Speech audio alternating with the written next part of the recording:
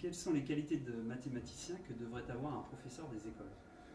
Un professeur des écoles, avant tout, comme tout bon professeur des écoles, il faut qu'il soit motivé et passionné par son métier avec un sincère souci de transmission. Ça, c'est un préliminaire à toutes les spécialités. Et puis, au mathématicien, on va emprunter l'imagination en premier. C'est pas celle à laquelle on pense en priorité, mais pour le mathématicien, c'est la plus importante. Comment on va construire l'exercice, la démonstration, quels outils utiliser. Il y en a tellement, une telle variété de constructions possibles. On va lui emprunter la ténacité. On le sait bien qu'en pédagogie, la répétition est importante et que les progrès parfois sont rapides, parfois sont très lents et qu'il faut s'obstiner. On va emprunter aussi la rigueur, bien sûr. L'enseignement de mathématiques se doit d'être rigoureux avec un principe général, il faut être autant que possible autocontenu. Ce qu'on annonce, ce qu'on explique, il faut dire d'où ça vient, pourquoi c'est comme ça. Donc c'est le cours dans lequel il faut en admettre aussi peu que possible. Alors, on fait des compromis parce que ça dépend du bagage des élèves, il faut toujours être à leur écoute. Mais autant que possible, il faut se diriger vers ce but ultime d'une construction dans laquelle on a tout réalisé depuis les fondations.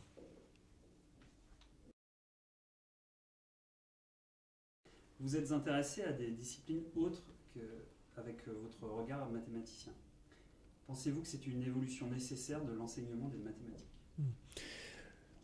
Il est vrai que je suis devenu spécialiste de physique mathématique.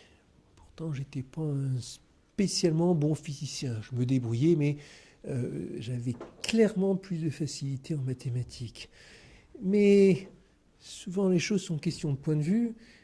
Et des sujets qui m'avaient paru particulièrement ennuyeux quand je les avais étudiés en physique, y compris en classe préparatoire, disons, plus tard, quand je suis revenu en tant que chercheur avec un angle différent, m'ont semblé absolument passionnants.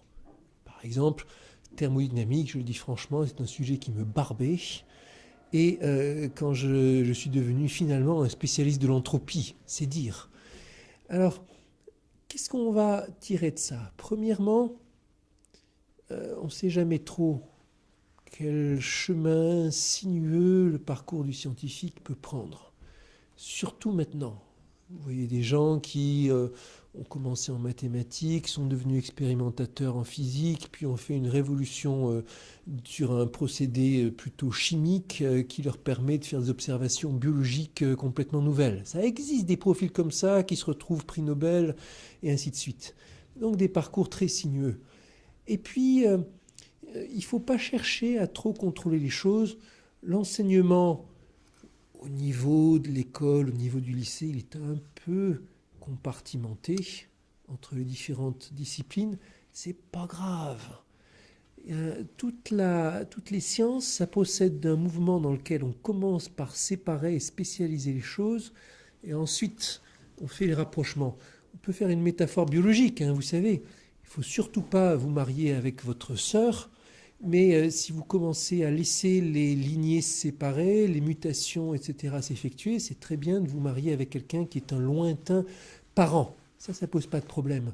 Et une fois que deux disciplines sont bien séparées, la confrontation entre les deux n'en sera que plus fructueuse. Si on essaie de faire tout à la fois, c'est informe.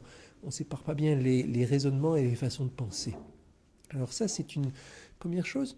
Ensuite, il faut voir que ces recoupements de disciplines, rassemblements, ils évoluent avec le temps. Il y a des interfaces, par exemple l'interface mathématiques-biologie ou mathématiques-médecine, elle est très différente maintenant de ce qu'elle était il y a 20 ans. Et si on avait voulu au niveau de l'enseignement en tenir compte, ce serait sans doute planté. Donc ce qui est important, c'est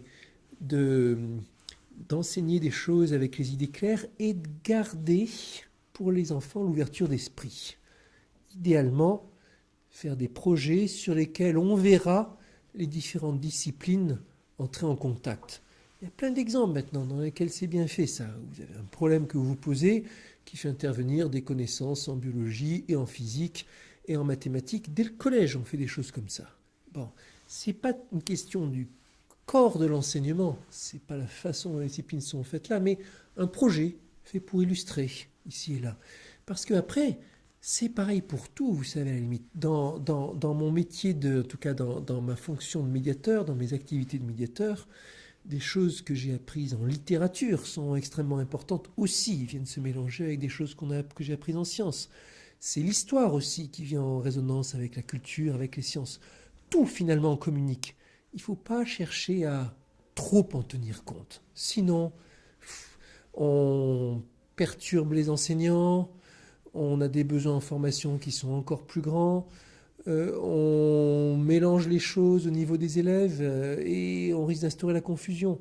Mais garder les choses ouvertes et faire quelques projets qui soient vraiment des projets pluridisciplinaires, avec idéalement compétences de plusieurs enseignants et plusieurs intervenants, ça c'est parfait. Ça prépare à la suite au travail en équipe, au mariage des connaissances. La pédagogie est-elle mathématique? Pédagogie, c'est certainement pas mathématique. Parce que avant tout, c'est une question de communication entre êtres humains, et les êtres humains ne sont pas mathématiques. Alors on peut être systématique dans son approche pédagogique. Systématique, ça voudra dire essayer ceci, essayer ça, et faire des expériences dans toutes sortes de conditions. On pourra tester en fonction de la taille de l'auditoire, en fonction de l'ordre dans lequel interviennent les choses. Moi-même, dans mes activités de médiation, j'expérimente beaucoup.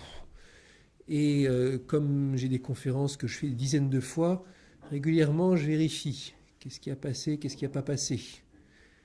Est-ce qu'ils ont ri à cette blague-là ou pas? Comment je peux améliorer la blague sans arrêt?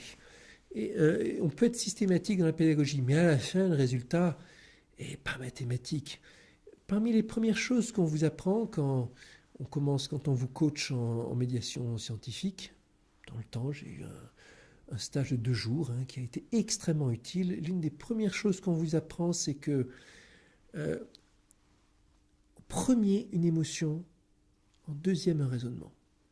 Commencez toujours par l'émotion et ensuite vous faites passer le raisonnement parce que c'est l'émotion qui vous permet de communiquer. Et c'est pareil pour tout. Et pour un enseignant, en relation avec sa classe, c'est pareil pour tout. Il faut arriver à faire passer l'émotion et après le raisonnement vient.